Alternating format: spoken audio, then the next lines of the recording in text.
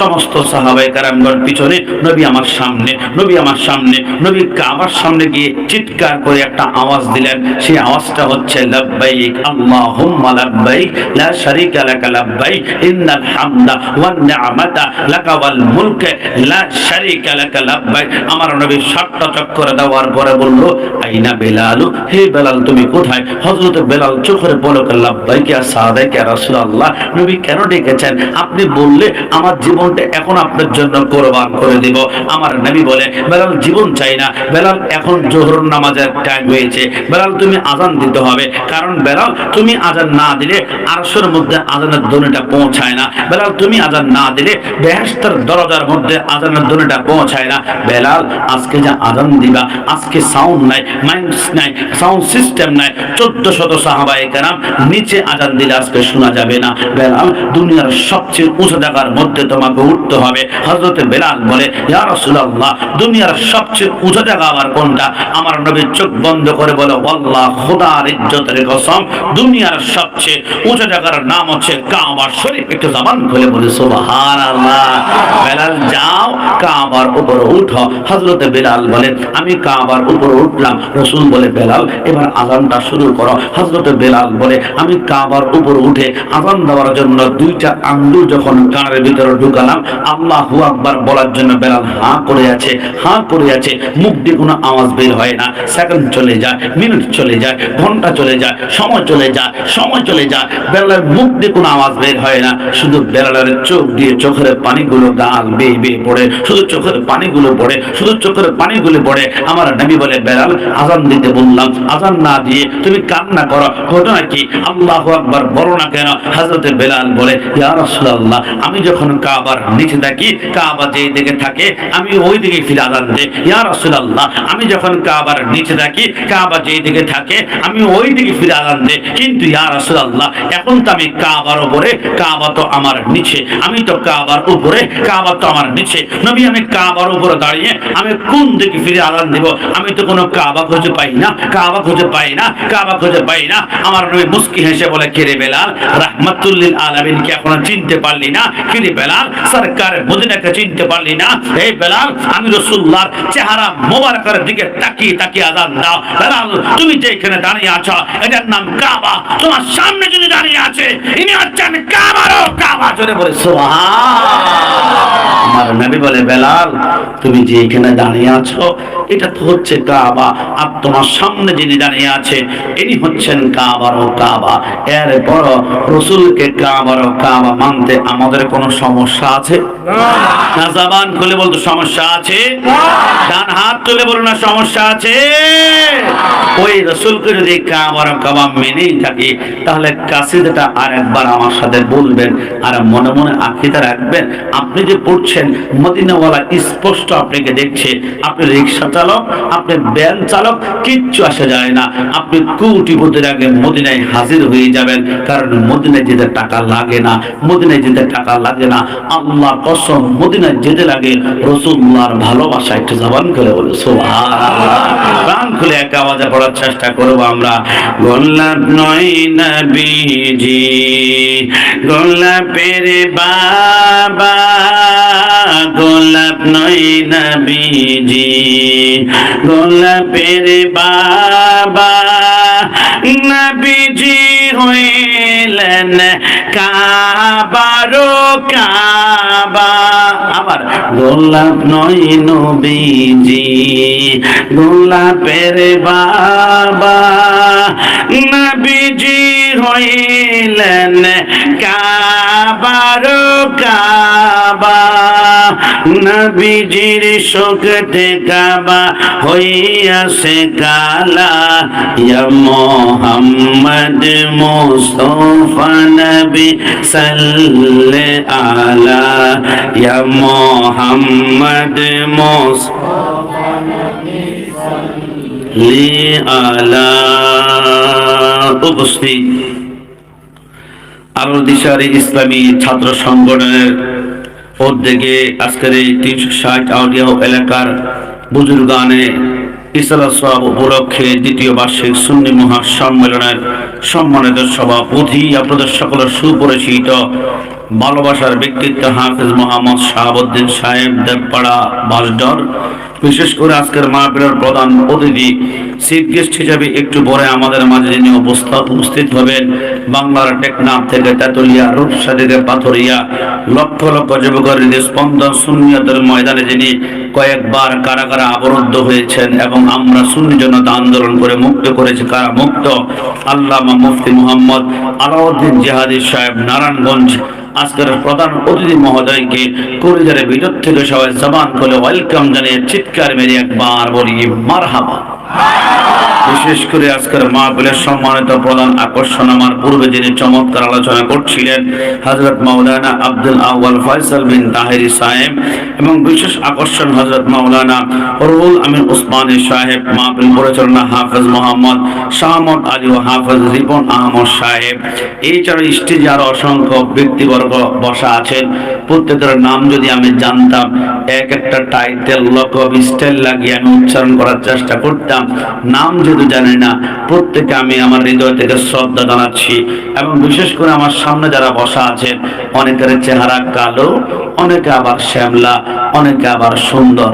যারা সুন্দর এরা তো বড্ড খুশি যে আল্লাহ আমাকে কিউট করে বানিয়েছে, স্মার্ট করে বানিয়েছে, হ্যান্ডসাম করে বানিয়েছে। আর যারা কালো এবং শ্যামলা, মন খারাপ করার কোনো সুযোগ নাই, কারণ এইখান থেকে বসে আমি প্রতিটা চেহারা দেখতে পাচ্ছি। আল্লাহর কসম করে বলি, প্রতিটা চেহারা থেকে নূর বের হচ্ছে। জোরে বলে সুবহানাল্লাহ। আমি মাঝে মাঝে চিন্তা করি, যারা আহলে সুন্নাত ওয়াল জামাতের আকীদা পোষণ করে, এক কথায় যাদেরকে সুন্নি বলা হয়, সুন্নিদের চেহারা কালো হোক আর শ্যামলা হোক, নূর কিন্তু চমকায়, নূর কিন্তু চমকায়, নূর কিন্তু চমকায়। কিন্তু বাবা, সুন্নিদের চেহারা তো নূর কেন চমকায়? এমনটা যদি হতো, সকালবেলা একটা লাক্স সাবান কিনে সন্ধ্যা পর্যন্ত মাখতে মাখতে গোটা লাক্স সাবান শেষ করে ফেলেছি, তাহলে বুঝতে পারতাম সাবানের কারণে আমার সৌন্দর্য বেড়েছে। কিন্তু আমরা সুন্নিরা কোনো কিছুই তো ব্যবহার করি না, তারপর চেহারায় এত সৌন্দর্য হওয়ার একটা মাত্র কারণ আমরা সুন্নিরা জীবনে কোনোদিন মাটির ব্যবসা করি না। বলে হুজুর বুঝলাম না, আর রাসূলকে আমরা মাটি বলে সম্বোধন করি না। আমাদের আকীদা রাসূল হচ্ছে নূরুন আলা নূর, তো রাসূলকে যারা নূর মানবে এদের চেহারা নূরানি হবে, এটাই স্বাভাবিক। ডান হাত তুলে বলো ঠিক কিনা? রাসূলকে আল্লাহ আরে ইনশাআল্লাহ আহলে সুন্নাত ওয়াল জামাত রসুলকে নূর মানতে আপনাদেরকে ভয় পাচ্ছেন? কোন সমস্যা আছে?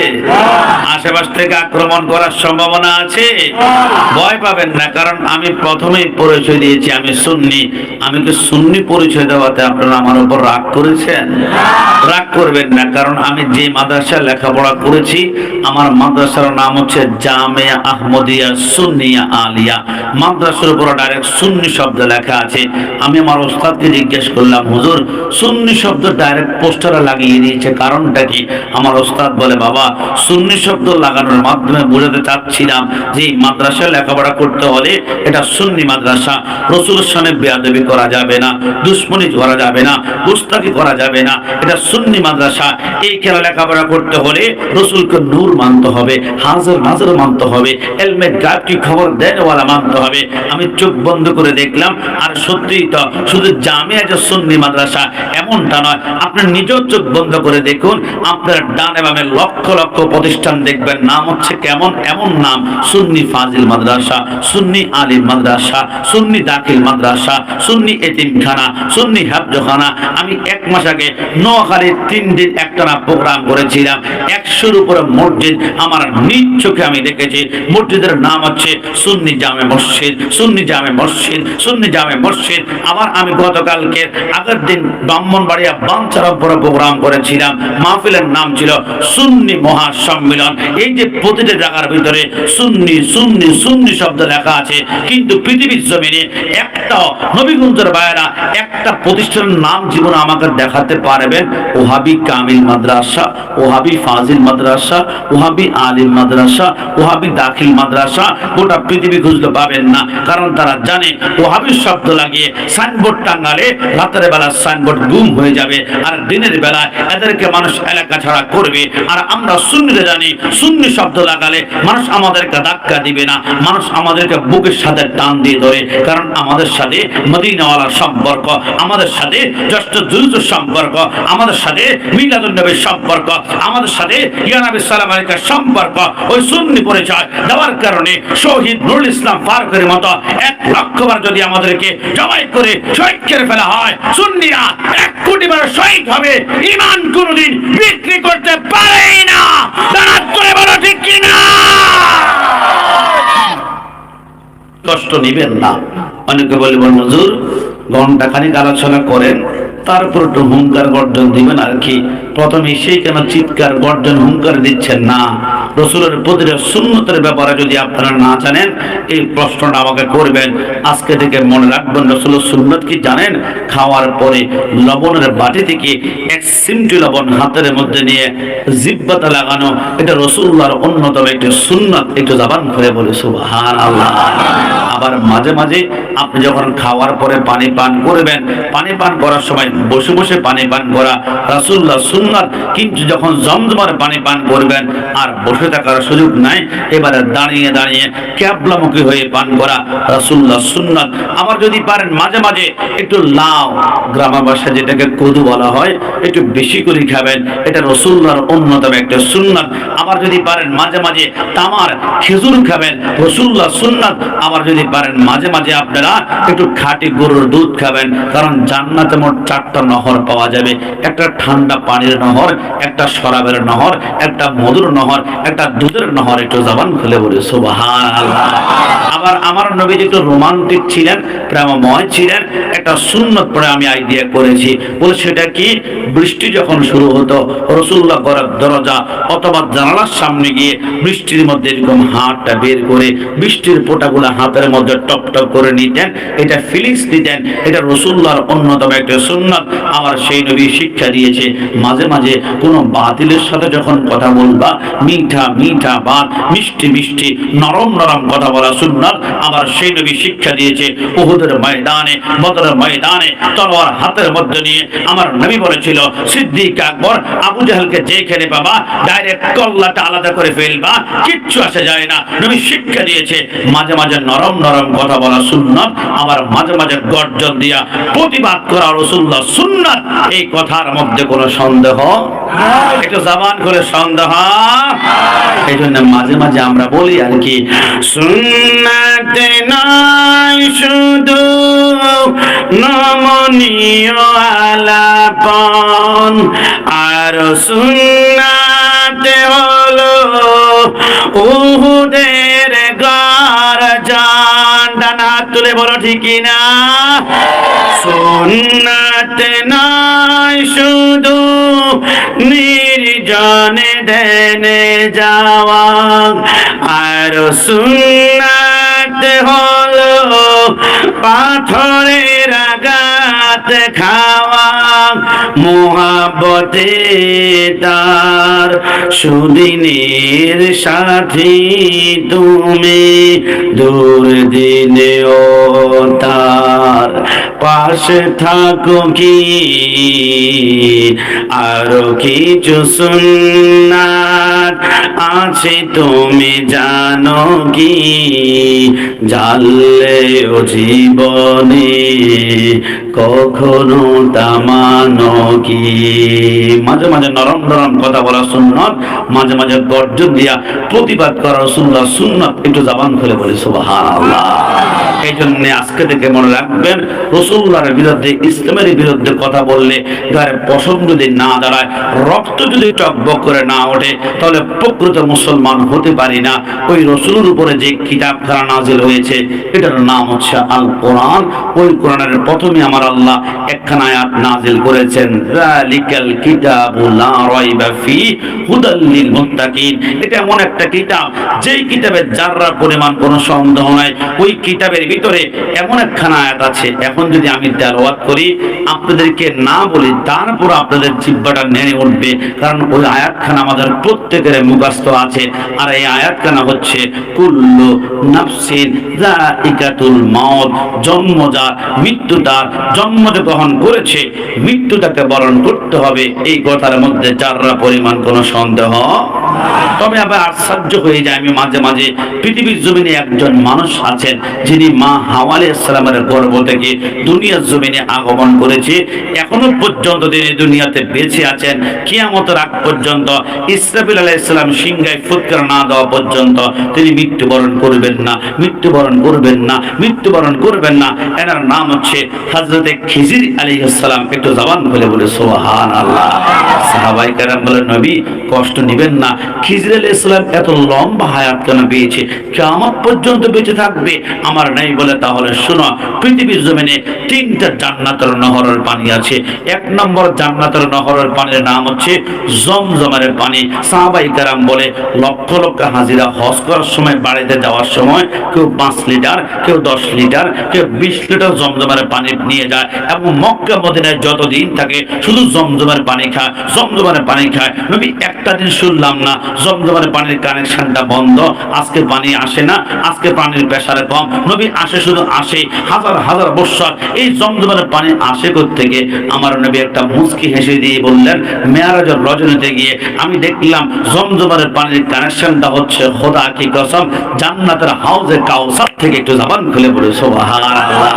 আমার নবী বলেন, তোমরা যদি 3 দিন পর্যন্ত কেউ তোমরা সকালে নাস্তা না করো, দুপুরে লাঞ্চ না করো, আর রাতে ডিনার না করে, এক কথায় 3 দিন পর্যন্ত তোমরা কিছু না খেয়ে শুধু 3 দিন জমজমের পানি খাও, তোমাদের শরীর দুর্বল হবে না, খিদা লাগবে না। কারণ জমজমের পানির ভিতরে দুনিয়ার যত ক্যালসিয়াম আছে, প্রোটিন আছে, যতটা ফল আছে, প্রত্যেকটা ফলের রস আমার আল্লাহ জমজমের পানির ভিতরে ঢুকিয়ে দিয়েছেন। একটু জবান খুলে বলে সুবহানাল্লাহ।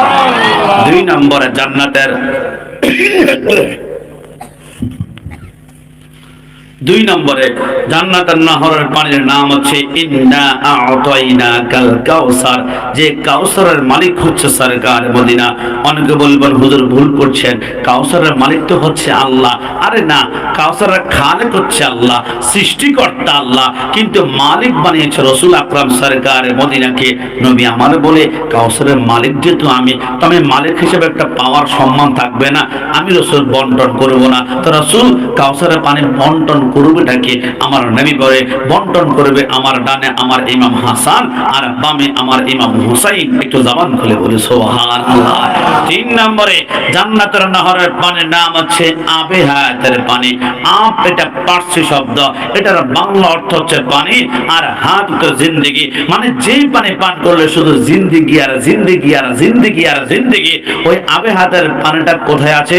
কোহে কাফ নামক একটা জায়গা আছে পৃথিবীর জমিনে, যেখানে মশার আস্তানা, মশার বাড়ি, মশার জ্ঞান হোম। ওই জায়গার ভিতরে খিজির আলাইহিস সালাম বলে আমি ঢুকলাম, ওইটার ভিতরে বিশাল একটা নহর আছে, এটার নাম হচ্ছে আবে হায়াতের পানি।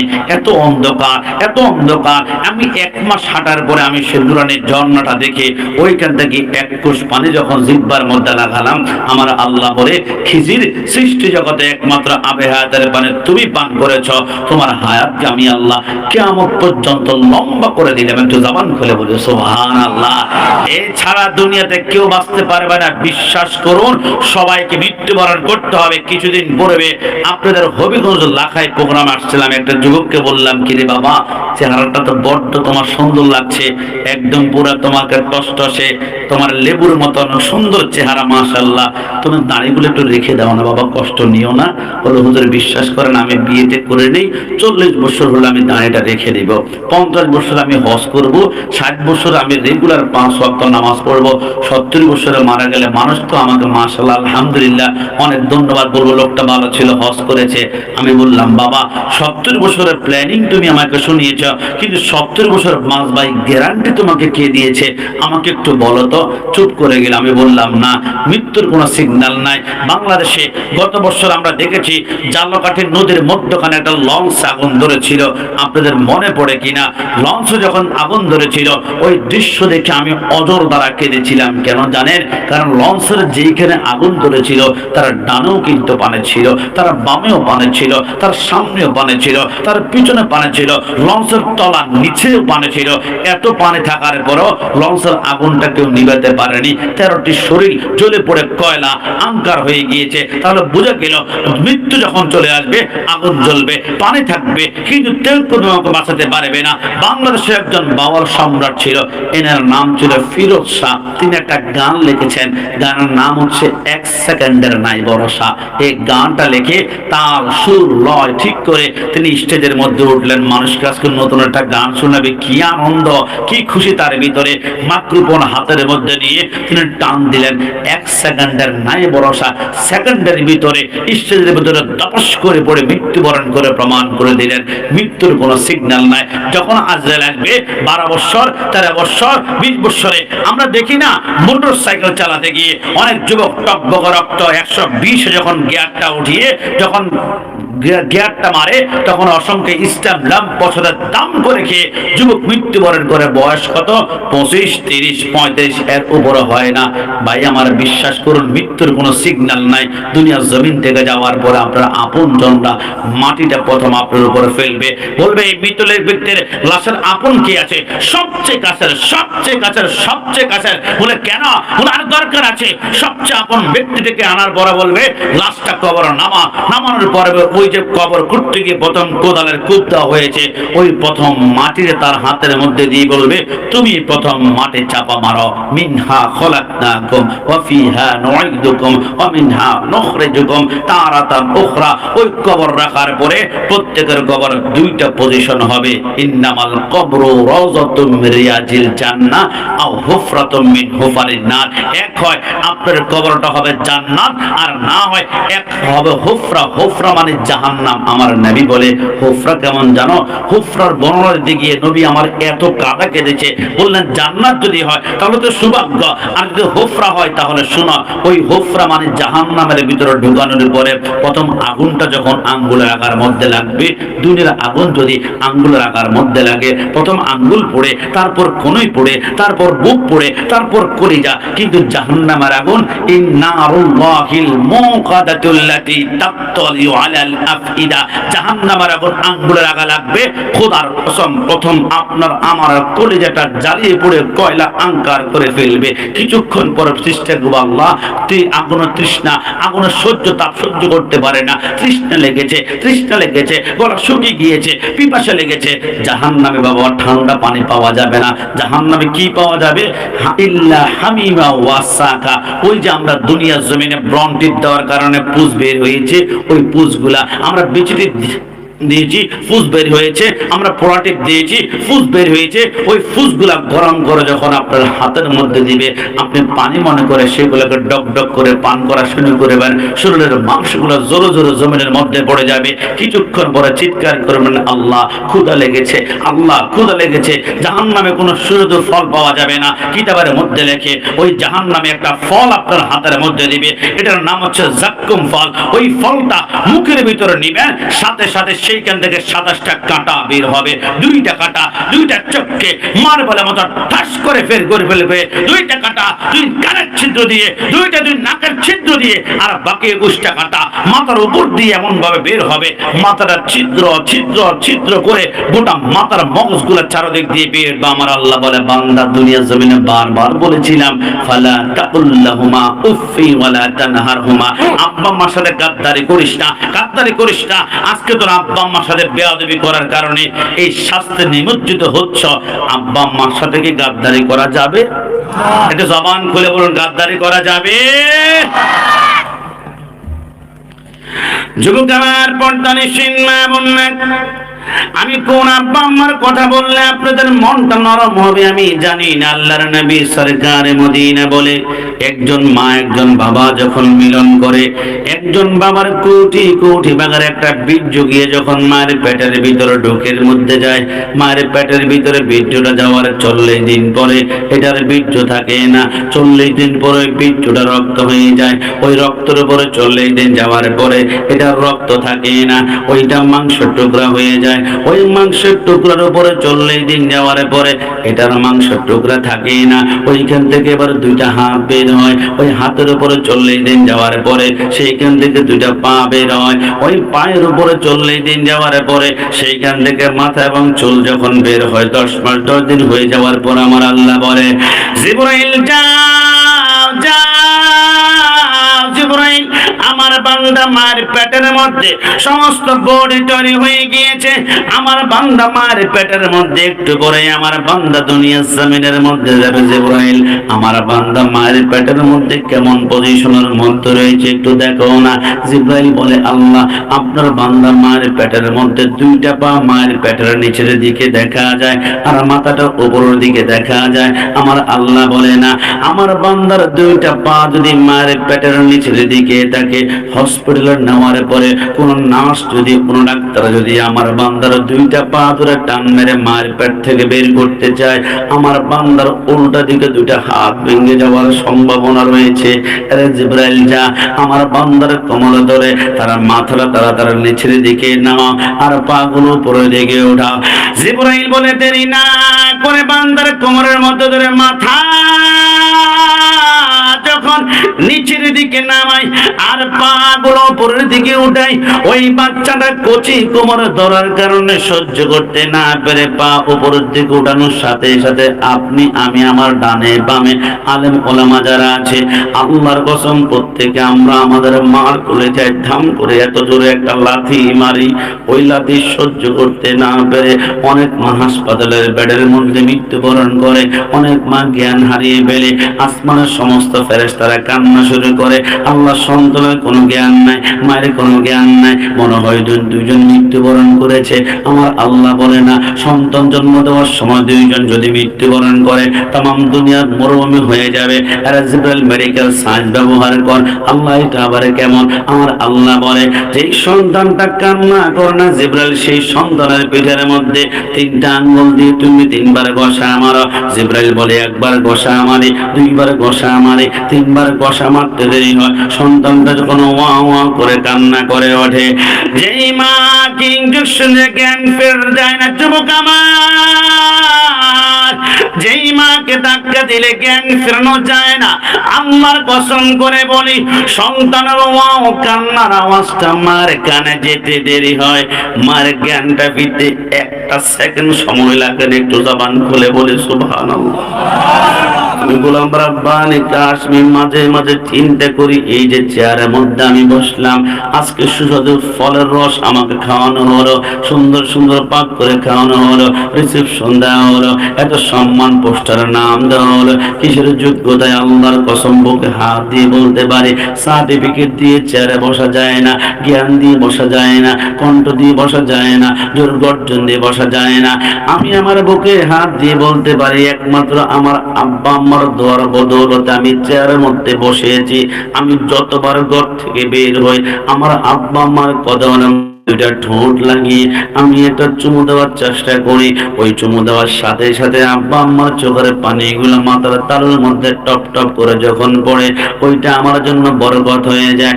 আল্লাহর কসম করে বলি, না হয় আমার কোনো এমন যোগ্যতাই হতে পারে না। আরে যুবক, আমি কোন মায়ের কথা বলছি না,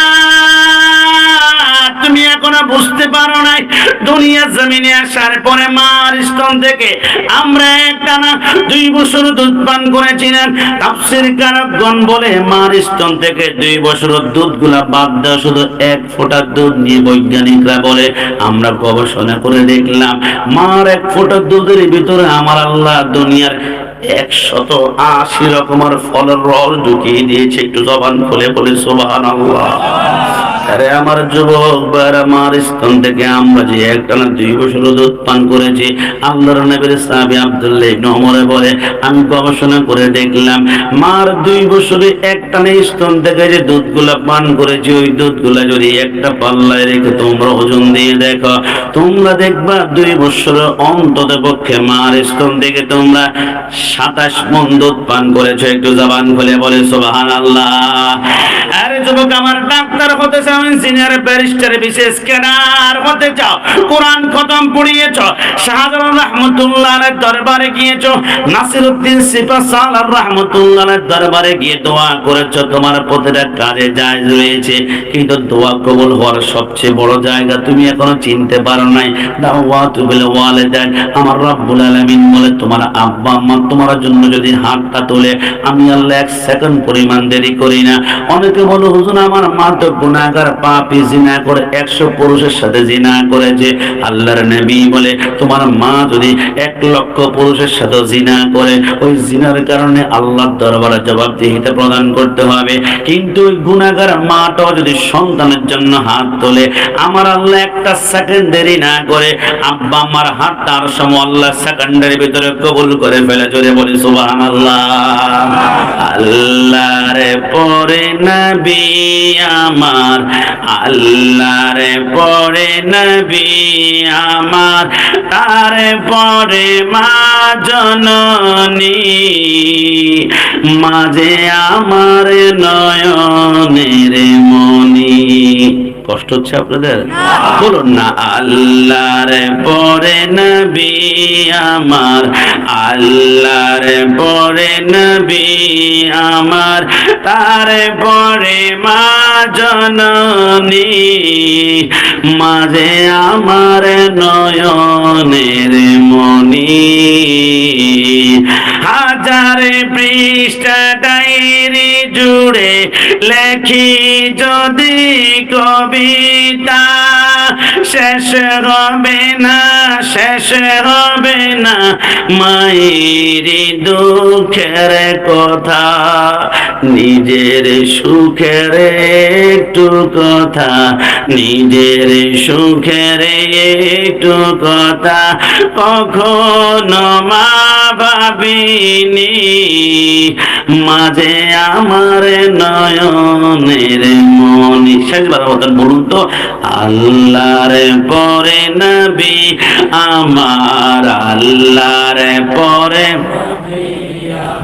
আর তার পরে মা জননী, মাঝে আমার নয়নের মনি, মাঝে আমার মনি। যুবক আমার, পর্দানিসীন মা বোনরা, মায়ের জন্য কেন আমি পাগল পারা তোমরা হয়তো ভালো করেই জানো। কিছুদিন পূর্বে আপনাদের প্রায় আমি হবিগঞ্জের জমিনের চুনারের ঘাটে আপনাদের নাসিরউদ্দিন সিপাহসালার রহমতুল্লাহর মাজারের পাশে আসলাম। একজন যুবক আমাকে বলল, হুজুর কষ্ট নেবেন না, একটু মাথায় হাত দিয়ে দোয়া করে দিন না। আমি মাথার মধ্যে হাত দিয়ে বললাম, চেষ্টা করবা আব্বা আমার খেদমতটা করার জন্য, রিজিকে বরকত দিবে, চেহারা সুন্দর হবে, আশেপাশের মানুষ তোমাকে মায়া করবে। ওই যুবকটা বলে, হুজুর আমার কেন জানি মনে হয় আমার আব্বা আমার হক আমি মনে হয় আদায় করতে সক্ষম হয়েছি। আমি বললাম, এটা কিভাবে সম্ভব? আব্বা আমার হক কি আদায় করা যায় কিনা? বলে, হুজুর বিশ্বাস করো, আব্বা আমার নামে আমি 10 তলা করে 2টা 20 তলা বিল্ডিং আমি সাবকওয়ালা করে দিয়েছি। আমি স্বর্ণ আমার মার নামে যা রাখা দরকার তার থেকে বেশি রেখেছি। আমার বাবার নামে 20 লক্ষ টাকার ডিপিএস করে দিয়েছি। হুজুর বিশ্বাস করুন, যা আমাকে নির্দেশ করে আমি সেকেন্ডের ভিতরে হাজির হয়ে যায়। আমি বলি, যুবক তাহলে তুমি এখনো মার হকটাই বুঝতে পারলা না, বাবার হকটাই বুঝতে পারলা না। বলো, হুজুর এটা আবার কেমন? আমি বললাম, তাহলে শোনো, আল্লাহর হাবিবের সাহাবী আব্দুল্লাহ ইবনে ওমর বলে, আমি একদিন কাবার পাশে বসে আছি, হঠাৎ করে দেখলাম একজন যুবক তার মাকে কাঁধের মধ্যে করে নিয়ে কাবার চারপাশে তাওয়াফ করে যুবকটা চিৎকার দিয়ে আল্লাহর দরবারে কাঁদতে শুরু করে, লাব্বাইক আল্লাহুম্মা লাব্বাইক লা শারীকা লাক লাব্বাইক ইন্নাল হামদা ওয়ান নি'মাতা লাক ওয়াল মুলক লা শারীকা লাক লাব্বাইক। আমি দেখলাম যুবকটা কাবার চারপাশে তাওয়াফ করে আর তার মাকে কাঁধের মধ্যে করে নিয়ে তাওয়াফ করতে লাগলো। যুবক কোনো মতেই তার মার কদমটা জমিনে লাগতে দেয় না, জমিনে লাগতে দেয় না। ওই যুবকটা কাবার চারপাশে 7টা চক্কর দিল তার মাকে কাঁধের মধ্যে করে নিয়ে। এবার মাকে ঘরের মধ্যে রেখে এসে যুবকটা সাহাবীর সামনে এসে বলে, সাহাবী এতক্ষণ পর্যন্ত এই যে আমার মাকে কাঁধের মধ্যে করে নিয়ে আমি 7টা চক্কর দিলাম, কেমন লাগলো? সাহাবী বলে বড্ড ভালো লেগেছে, আলহামদুলিল্লাহ, এত সুন্দর মায়ের খেদমত আমার চোখে আমার জীবনে কোনোদিন দেখি নাই। এদের সাথে সাথে যুবক বলে, সাহাবী কান্না করবেন না, আপনি কি মনে করেছেন আমার মাকে কাবার চারপাশে নিয়ে শুধু 7 চক্কর দিয়েছি? না না, আল্লাহর কসম, গতকালকে আমার মাকে কাঁধের মধ্যে করে নিয়ে গোটা আরাফার ময়দানটা আমি দৌড়িয়েছিলাম। আমার মাকে কাঁধের মধ্যে করে নিয়ে মিনায় মুজদালিফায় দৌড়িয়েছি। আমার মাকে কাঁধের মধ্যে করে নিয়ে সাফা মারওয়া 7 বার দৌড়াদৌড়ি করেছি। একটা বারের জন্য আমার মার কদমটা জমিনে লাগতে দেই না। সাহাবী বলে, মানে যুবক, বুঝতে পারলাম না, তোমার মাকে কাঁধের মধ্যে করে নিয়ে গোটা হজ তুমি কমপ্লিট করেছো? সাহাবী বলে, সত্যিই বলেছেন। ওই যুবক বলে, সাহাবী না, আপনি কি মনে করেছেন আমি আমার মাকে কাঁধের মধ্যে করে নিয়ে একবার শুধু হজ করেছি? না, আল্লাহর কসম করে বলি, আজকের দিন পর্যন্ত আমার মাকে কাঁধের মধ্যে করে নিয়ে আমি 40 বছরে 40টা হজ করেছি। একটা বারের জন্য আমার মার কদমটা জমিনে লাগতে দেই নাই, জমিনে লাগতে দেই নাই, জমিনে লাগতে দেই নাই। এই কথা বলার সাথে সাথে সাহাবী গলা কাটা মুরগির মতো মাঠের মধ্যে মন হাওমা করে কান্না করে আরে ঘোরে ঘুরে যায়। আরে যুবক কি বলে, একটা বারের জন্য মার কদম লাগতে দেয় নাই? বলে, দেই নাই তো। এই কথা বলার সাথে সাথে সাহাবী যখন কান্না করে, যুবক বলে, সাহাবী কান্না করবেন না। এবারে ছোট্ট একটা প্রশ্ন আপনার কাছে, এই যে আমার মাকে 40 বছর কাঁধের মধ্যে করে নিয়ে 40টা হজ আদায় করেছে, এখন তো আমার মার হকটা বুঝি আমি আদায় করতে পেরেছি। ওই সাহাবী চোখের পানি গুলা ছেড়ে দিয়ে চোখগুলা লাল করে বলল, যুবক না, মার হক তুমি এখনো বুঝতে পারো নাই। তুমি তোমার মাকে কাঁধের মধ্যে করে নিয়ে 40 বছরে 40টা হজ করেছো। মার হক তো দূরের কথা, আল্লাহর কসম অনেক দিন পরে তোমার মা তোমাকে দেখে যে মাঝে মাঝে একটা মুস্কি হাসি দেয়, ওই মুস্কি হাসির হক তো তুমি এখনো আদায় করতে পারো না। একটু জবান খুলে বলে সুবহানাল্লাহ। আমি গোলাম রাব্বানি কাশিম মাঝে মাঝে বুকে হাত দিয়ে বলে, কোন মায়ের সাথে আমরা গাদ্দারি করি? আপনি অবাক হয়ে যাবেন। বৈজ্ঞানিকরা বলে, একজন মায়ের পেটের ভিতরে সর্বোচ্চ খালি জায়গা মাত্র 10 ইঞ্চি জায়গা। সন্তানটা যখন মায়ের পেটের মধ্যে 7 মাস 10 দিন বয়স হয়ে যায়, মায়ের পেটে 10 ইঞ্চি জায়গা সম্পূর্ণ ভরাট হয়ে যায়। 7 মাস 10 দিন পরে মায়ের পেটে আর বিন্দু মাত্র জায়গা থাকে না। আপনার হাত, আপনার পা, আপনার চোখ, আপনার চুলগুলো বড় হয়ে যাওয়ার কারণে মায়ের পেটটা বড়ট হয়ে যায়। 7 মাস 10 দিনের পরে দেখবেন মায়ের পেটটা পেট থেকে আস্তে আস্তে করে সামনের দিকে আগাতে শুরু করে, বড় হয়ে যায়। কেন? বৈজ্ঞানিকরা বলে, আমরা চিন্তা করলাম 7 মাস 10 দিনের মাথা মায়ের পেটটা যদি বড়ট হয়ে যায়, তাহলে সন্তান তো মায়ের পেটে 10 মাস 10 দিন পূরণ করতে হলে আরো 3 মাস থাকবে।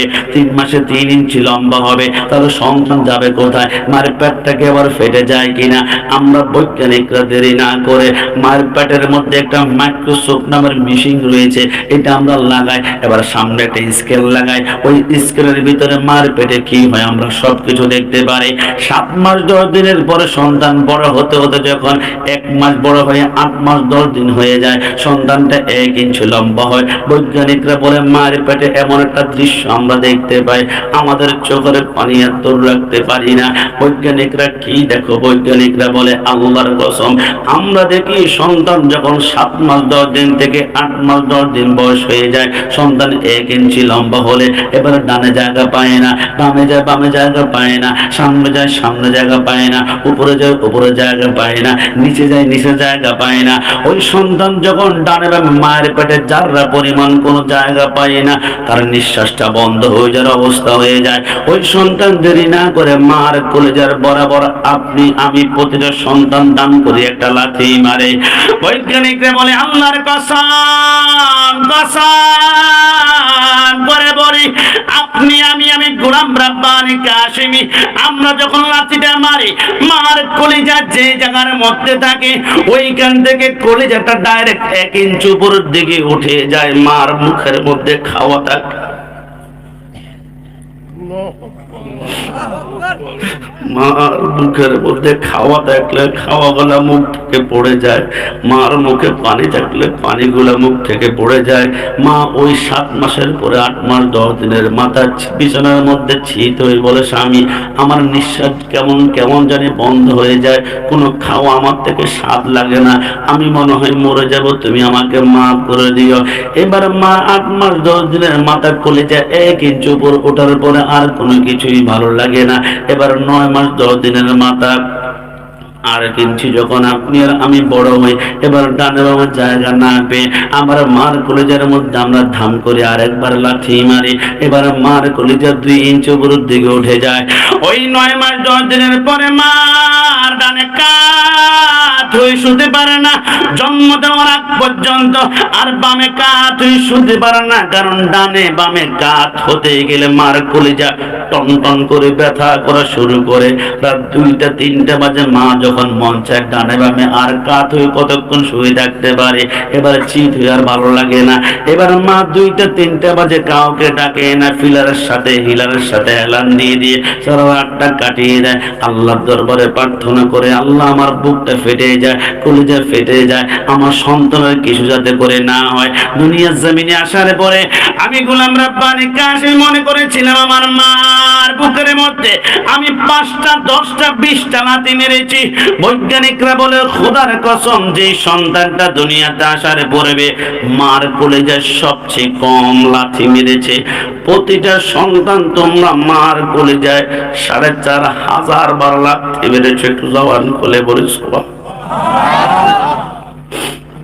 কোন মায়ের সাথে আমি গাদ্দারি করছি আমাদের বুঝে আসে না।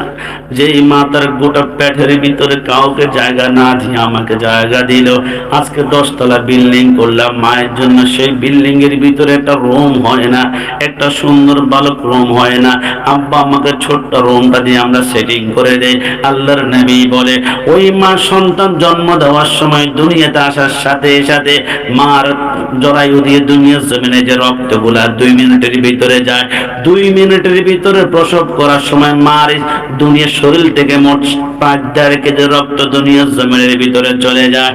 আরে যুবক, তুমি মাকে এখনো চিনতে পারো নাই। কিয়ামতের ময়দানে 4টে স্টেশন হবে, একটা হবে মিজান, একটা হবে ফুলসিরাত, একটা হাউজে কাউসার, আর একটা হবে মাকামে মাহমুদ। আমার রব্বুল আলামিন বলে, মিজানের পাল্লার কাছে যখন কোন বান্দাকে আমার আল্লাহ ডাক দিবে, আইনা আব্দুল্লাহ এদিকে আসো, বান্দা মিজান পাল্লার কাছে আসলে এবার ফেরেশতারা বলে, আমরা তার মিজান নির্ণয় শুরু করলাম। এর নেকির পাল্লা বদের পাল্লা যখন সমান দেখলাম, ফেরেশতারা কান্না শুরু করে, আল্লাহ একে জান্নাতে দিব নাকি জাহান্নামে দিব? আমার আল্লাহ বলে, একটু অপেক্ষা করো। কিছুক্ষণ পর ওই বান্দার গুনার পাল্লার মধ্যে ছোট্ট একটা কাগজের টুকরা ছেড়ে দেওয়ার সাথে সাথে গুনার পাল্লাটা ভারী হয়ে গেল। আমার আল্লাহ বলে, আমার বান্দাকে গ্রেফতার করো, 2 পায়ের মধ্যে 70 করে 1,40,000 জাহান্নামের শিকল লাগাও, জাহান্নামের মধ্যে টানতে শুরু করো। বান্দা হাওমা করে কান্না করে, আল্লাহ আমি তো জান্নাত পাই না, জাহান্নাম পাই না। নেকির পাল্লা বদের পাল্লা সমান ছিল, কিন্তু আল্লাহ আমার গুনার পাল্লার মধ্যে ছোট্ট একটা কাগজের টুকরা ছেড়ে দেওয়ার কারণে জাহান্নামী হয়ে যাচ্ছি। আল্লাহ ওই কাগজের ভিতরে এমন কি লেখা আছে যেটার কারণে আমি জাহান্নামে চলে যাচ্ছি, জাহান্নামে।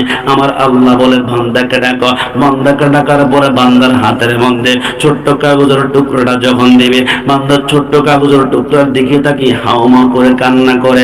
আমরা কিছুই তো বুঝি না। ওই কাগজের টুকরার মধ্যে 2টা অক্ষর লেখা আছে, একটা হচ্ছে আলিফ আর একটা হচ্ছে ফা, একটা হচ্ছে আলিফ আর একটা হচ্ছে ফা। আল্লাহ আলিফ আর ফা দ্বারা কি বোঝায় আমি তো কিছুই বুঝি না। আমার আল্লাহ বলে, মনে পড়ে না? দুনিয়ার জমিনে বারবার কোরআনে আমি তোমাকে সতর্ক করেছিলাম, ফালা তাকুল লাহুমা উফফি ওয়ালা তানহারহুমা وقل لهما قولا كريما। अल्लाह अल्लाह क्या मुबारक नाम है, अल्लाह अल्लाह आशिकों का काम है, अल्लाह अल्लाह इस शीरीनिस्तु नाम शीर शकर में कुनद तामम जहान। আল্লাহ अल्लाह तो मेरा सत्तार है, अल्लाह अल्लाह तो मेरा गफ्फार है। আমার আল্লাহ বলে বান্দা ওই যে দুনিয়ার জমিনে বলেছিলাম ফালা তাকুল্লাহুমা উফি ওয়ালা তানহারহুমা, তোমার আব্বা আম্মার সাথে এমন ভাবে কথা বলো না, ধমক দিও না, যেই ধমকের কারণে তোমার আব্বা আম্মার জবান দিয়ে উফ শব্দ বের হয়ে যাবে। মনে করে তোমার বউকে খুশি করার জন্য তোমার মা তোমার বাবাকে ধমক দিয়েছিলে, তিনাদের জবান দিয়ে উফ শব্দ বের হয়ে গিয়েছে। আমি আল্লাহ বরদাস্ত করতে পারি না, আব্বা আম্মার জবানে উফ শব্দ শুনলে আমি আল্লাহর আরশের পায়াগুলো থরথর করে কাঁপতে শুরু করে। আরে বান্দা তুমি আজকে জাহান্নাম পাও না, জান্নাত পাও না। বান্দা শোনো শোনো, ওই আব্বা আম্মার উফ শব্দের কারণে আজকে তুমি জান্নাতে না গিয়ে আমি আল্লাহ জাহান্নাম নির্ধারণ করলাম। একটু জবান খুলে বলি নাউজুবিল্লাহ। তুমি নবীর উম্মত দাবি করা সুন্নাহ মানো না, নবীর অপমানে তোমার হৃদয় কাঁদে না। হাত তুলে বলা ঠিক কিনা? তুমি নবীর উম্মত দাবি করা সুন্নাহ মানো না, নবীর অপমানে তোমার হৃদয় কাঁদে না। তুমি বিজাতীয় সংস্কৃতিতে শোভেছ পরাণ, তুমি কেমন মুসলমান, তুমি কেমন মুসলমান, বলুন না তুমি কেমন তুমি কেমন মুসলমান। নামাজের সাথে নাই পরিচয়, নামাজের সাথে নাই পরিচয়, মানো না কোরআন। তুমি কেমন মুসলমান, তুমি কেমন মুসলমান। তুমি সুদের টাকায় প্রাসাদে গড়া ঘোষা ছাড়ো না, দিন দক্ষিণা খেয়ে মরে খবর রাখো না। হাত তুলে বলো ঠিক কিনা? তুমি সুদের টাকায় প্রাসাদে গড়া ঘোষা ছাড়ো না, দিন দক্ষিণা খেয়ে মরে খবর রাখো না। তুমি ঘুষ খেয়ে অবিচার করো সাজিয়া প্রদান, তুমি কেমন মুসলমান, তুমি কেমন মুসলমান। শেষবার মতন তুমি কেমন মুসলমান।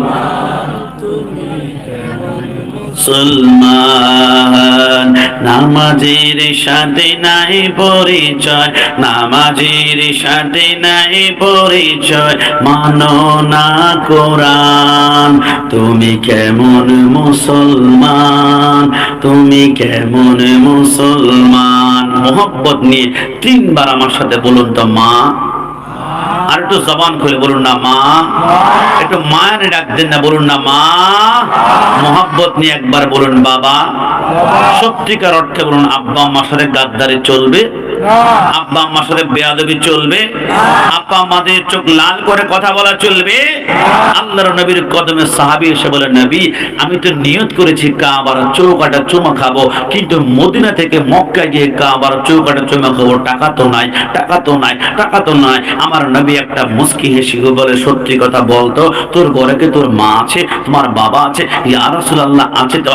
আমার নবী বলে আমার কদম থেকে একটা দৌড় দিয়ে তোর মা তোর বাবার সামনে গিয়ে আব্বা আম্মার কদমে দুইটা চুমা খাবি। আমি রাসূল ওয়াদা করলাম আব্বা আম্মার কদমে চুমা খাইতে দেরি হয় কাবার চৌকাটে তুমি চুমা খাবা। একটু জবান খুলে বলে সুবহানাল্লাহ। আজকে সেই নবীর বরাত দিয়ে কথা বলি, ওই নবীর প্রেম নিয়ে যদি কথা বলি, আজকে অনেক সংখ্য ভাইরা বলবে তোমরা সুন্নিরা ভালোই আলোচনা করো, লাস্টে গিয়ে আমার নবী নবী নবী নবী। আমি মদিনা শরীফ এবার গিয়েছিলাম, যাওয়ার পরে গত বছর আমার কণ্ঠের অবস্থা খুবই একটু কঠিন ছিল, মানে প্রোগ্রাম 2-3টা করলে কণ্ঠটা একটু ভেঙে যাচ্ছে, গর্জন দিলে কণ্ঠ ভেঙে যাচ্ছে। মদিনাওয়ালার কাছে প্রার্থনা করলাম, ইয়া রাসূলুল্লাহ, আপনি তো হচ্ছেন সমস্ত কিছুর খালেক তো আল্লাহ, কিন্তু মালিক হচ্ছেন আপনি। নবী একটু দয়া করুন না, আপনি যদি আমার কণ্ঠটাকে এবার থেকে সুস্থ রাখা হয় নবী আপনার সদকায়, তাহলে আমি প্রত্যেক মাহফিলে আধা ঘন্টা করে শানের রিসালাতের উপরে কথা বলার চেষ্টা করব। বিশ্বাস করুন, এবার একটানা 7 মাস, আজ এই মাসের ভিতরে 7 মাস একটানা প্রোগ্রাম করছি, একটা দিনের জন্য গলা ভাঙ্গা নাই। এটা মদিনাওয়ালার মুজিজা। এই জন্য ওই নবীর পক্ষে আমাকে কথা বলতে হয়, কারণ আমি অসংখ্য, আপনাদের এলাকায় কি মন্দির আছে? মন্দির, হ্যাঁ আছে। আপনারা মন্দিরের পাশ দিয়ে গিয়ে সকালবেলা অথবা সন্ধ্যা বেলা গিয়ে দেখবেন মন্দিরের ভিতরে একটা আওয়াজ শোনা যায়, ভগবান ভগবান ভগবান ভগবান। অনেক হিন্দুরা ভগবান বলে কান্না করে আর চোখের পানি গুলো পেরে। আমি একজন হিন্দু ভাইকে জিজ্ঞেস করলাম, কি রে ভাই, ভগবান বলে তুমি কাকে ডাকো? বলে, হুজুর ভগবান বলে তো আমি আল্লাহকে ডাকি। আল্লাহ ভগবান বলে আপনাকে ডাকে, আবার চোখের পানিও পড়ে আল্লাহ, তাহলে চোখের পানির তো অবশ্য দাম আছে। আমার আল্লাহ বলে 1 পয়সার দাম নাই। ও আল্লাহ বুঝলাম না। অসংখ্য বৌদ্ধদের প্যাগোডা যেখানে তারা ইবাদত করে, ওই বৌদ্ধদের প্যাগোডার ভিতরে একটা আওয়াজ দেখবেন শোনা যায়, ঈশ্বর ঈশ্বর ঈশ্বর। বৌদ্ধরা ঈশ্বর বলে কাকে ডাকে? আল্লাহকে ডাকে। ওগো আল্লাহ, বৌদ্ধরা ঈশ্বর বলে আপনাকে ডাকে। চোখের পানি ফেলে, আল্লাহ চোখের পানি তো দাম আছে মনে হয়। আমার আল্লাহ বলে 1 পয়সার দাম নাই। ওগো আল্লাহ, খ্রিস্টানরা চার্চের মধ্যে পাশ দিয়ে যখন হাঁটি, বিভিন্ন খ্রিস্টানরা চার্চের ভিতরে গিয়ে কান্না করে, গড গড গড বলে। আল্লাহ গড বলে তো আল্লাহ তোমাকে ডাকে। আল্লাহ চোখের পানি তো দাম আছে, আমার আল্লাহ বলে নাই। আল্লাহ বুঝলাম না, হিন্দুরা ভগবান, বৌদ্ধরা ঈশ্বর, খ্রিস্টানরা গড বলে তোমাকে ডাকে, চোখের পানির দাম পাওয়া যায় না, তো আল্লাহ কিভাবে ডাকলে যে চোখের পানির দাম পাওয়া যাবে একটু শিখিয়ে দিন না। আমার আল্লাহ বলে, তাহলে শিখে নাও। আমার নবীগঞ্জের ভাইয়েরা, আমার আল্লাহ বলে লা ইলাহা ইল্লাল্লাহ পর্যন্ত পড়ে স্টপ করে সারা জীবন যদি চোখের পানি ছাড়ো, কোনো লাভ হবে না, কোনো কায়দা হবে না, কোনো ফায়দা হবে না, কোনো উপকার হবে না। এরপর একটু সামনে আগাতে হবে, মুহাম্মদ রাসূলুল্লাহ সাল্লাল্লাহু আলাইহি ওয়াসাল্লাম। আমার আল্লাহ বলে, আমি আল্লাহর নাম নিয়ে সারা জীবন যদি চোখের পানি ছাড়া, ওই চোখের পানি কোনো কাজ হবে না। কিন্তু আমি আল্লাহর নামের সাথে আমার বন্ধু মুহাম্মদ রাসূলুল্লাহ সাল্লাল্লাহু আলাইহি ওয়াসাল্লামের নাম নিয়ে যদি 1 ফোঁটা চোখের পানি ফেলতে পারো, আমি ওয়াদা করলাম, আটলান্টিক মহাসাগর বলো, প্রশান্ত বলো, বঙ্গোপসাগর বলো, আরব মহাসাগর বলো, পদ্মা, মেঘনা, যমুনা বলো, তাম দুনিয়ার পানিগুলা জাহান্নামের মধ্যে ছাড়লো, জাহান্নামের আগুনের বিন্দুমাত্র তা কমবে না, কমবে না, কমবে না। কিন্তু আমি আল্লাহর পরে আমার বন্ধুর নাম নিয়ে 1 ফোঁটা চোখের পানি ছাড়া, আমি ওয়াদা করলাম, জাহান্নামকে ঠান্ডা করে আমি আল্লাহ জান্নাতের বাগান বানিয়ে দিব। জোরে বলে সুবহানাল্লাহ। কি বুঝলেন? আমাদের সূত্র জানিয়ে দিয়েছে, শুধু আমি আল্লাহর নাম নিলে তোমরা ইমানদার হতে পারবে না। আমি আল্লাহর পরে আমার বন্ধুর নাম নিতে হবে। ওই বন্ধুর পক্ষেই তো আমরা কথা বলি, ওই নবীর পক্ষে আমরা কথা বলার কারণে আমাদেরকে বলে, নবী তো আমাদের মতো মানুষ, আমাদের মতো হাঁটে, আমাদের মতো খায়, আমাদের মতো চলে। আমি 1 কোটি দলিল দিতে পারবো আপনাদেরকে, রাসূল কখনো আমার মতো হতে পারে না, হতে পারে না, হতে পারে না। তুমি প্রস্রাব করো, রাসূলুল্লাহর প্রস্রাব মোবারক কেমন জানো তুমি? রাসূল হাঁটো, রাসূলুল্লাহর হাঁটা কেমন জানো? তাহলে আমার মাইকের সাউন্ড আমার সামনে, আমার পিছনে, আমার ডানে, আমার বামে যতটুকু যায়, এই মাহফিলটা সুন্নি মহাসম্মেলন হওয়ার কারণে অনেক ভাইরা কিন্তু আজকের মাহফিলে আসে নাই, বলে এটা সুন্নিদের মাহফিল, এইখানে আমার যাওয়া দরকার নাই। তবে তারা মাহফিলে যদিও না আসে, আমাদেরকে কিন্তু শুনতে পাচ্ছে বিভিন্ন চিপা চাপা তাল গাছ, সুপারি গাছ, গোপন জায়গায় বসে বসে কিন্তু আমাদেরকে কান পেতে শুনছে, রেকর্ড করার চেষ্টা করছে। সকালবেলায় দেখি কোন একটা কিছু ইকু পায় কিনা। কিন্তু আমি বলবো, আজকে এই পর্যন্ত একটা গালি দেওয়া হয় নাই, শেষ পর্যন্ত গালি দেওয়ার প্রশ্নই আসে না। কারণ যতক্ষণ তোমাকে গালাগালি করবো, অতক্ষণ রসুলের শান গাইব, করে যা ঠান্ডা হবে। কথা বলুন ঠিক কিনা? তো রসুল যে আমার মতো হতে পারে না, আমি তাদেরকে উদ্দেশ্য করে আমি 5 মিনিটে 10টা দলিল দিব। কোন বাপের বাটাকে খণ্ডন করতে পারবে? তাহলে নবীগঞ্জের জমিনে দ্বিতীয়বার কোনোদিন আমি প্রবেশ করব না। রসুল কখনো আমার মতো হতে পারে না। আমি 10টা দলিলের প্রথম দলিল দিচ্ছি, আমরা দুনিয়াতে আগমন করেছি বাবা উলুঙ্গ অবস্থা, উলুঙ্গ অবস্থা, উলুঙ্গ অবস্থা। কিন্তু খোদার কসম, রসুল দুনিয়াতে আগমন করেছেন জান্নাতের পোশাক পরা অবস্থায়। সুবহানাল্লাহ। রাসূল কখনো আমার মতো হতে পারে না। আমরা দুনিয়াতে আগমন করলাম, আমরা দুনিয়াতে আগমন করলাম খতনাবিহীন অবস্থায়, 2, 3, 4, 5 বছর পরে সুন্নতে খতনা করা হয়েছে, এরপর একটা অনুষ্ঠান করা হয়েছে, মানুষকে দাওয়াত দেওয়া হয়েছে। আমার আল্লাহ বলে আমার রসুলের লজ্জাস্থান দুনিয়ার কোনো মানুষ দেখবে, খতনা করাবে দুনিয়ার কোনো মানুষ, আমি আল্লাহটা বরদাস্ত করতে পারি না। এই জন্য আমার আল্লাহ রসুলকে খতনা করানো অবস্থায় দুনিয়াতে প্রেরণ করেছেন। একটু জবান খুলে বলে সুবহানাল্লাহ। রসুল কখনো কি আসছে তাই নাকি? আল্লাহু আকবার, নারে তাকবীর, নারে রিসালাত, নারে গাসিয়া। সুন্নিয়তের বাকারা মুক্ত আল্লামা আলাউদ্দিন জিয়াদি হুজুর কিবলা। তাই চলে আসলো হুজুর এসেছে, আপনারা খুশি নাকি বেজার? আর একটু জবান খুলে বলুন, খুশি না বেজার? মাশাআল্লাহ, আলহামদুলিল্লাহ হুজুর এসেছেন। যেহেতু আমি আমার কথাটা এখানে বলে শেষ করব, হুজুরকে আস্তে আস্তে স্টাডি নিয়ে আসবা। আমাকে বলেছে যে হুজুর আরবি 29টা হরফে রসুলের শান বর্ণনা করেন, সেটা একটু বলে দেওয়ার জন্য। আসলে দেখুন, এই যে আমাকে কথাটা বলা হয়েছে, এটা আমি সারা জিন্দেগি রসুলের শান বলে আমি শেষ করতে পারবো না। কারণ রসুল যেই দিন দুনিয়ার জমিনে আগমন করেছে, আসমানের সমস্ত পাখিগুলা তাদের ডানা দুইটা এইভাবে মেলে দিয়ে প্রত্যেকটা পাখির জবানে একটাই মাত্র আওয়াজ ছিল, আসসালাতু আসসালামু আলাইকা ইয়া রাসূলুল্লাহ। রসুল যেদিন দুনিয়ার জমিনে আগমন করেছিল, সাগরের প্রতিটা মাছের জবানে একটাই আওয়াজ ছিল, আসসালাতু আসসালামু আলাইকা ইয়া হাবিবাল্লাহ। এমনকি পবিত্র কোরআনের প্রতিটা হরফ আলিফ থেকে ইয়া পর্যন্ত রাসূলুল্লাহকে এক একটা লকব দিয়ে দুনিয়ার জমিনে ওয়েলকাম জানিয়েছিল। কেমন ভাবে জানেন?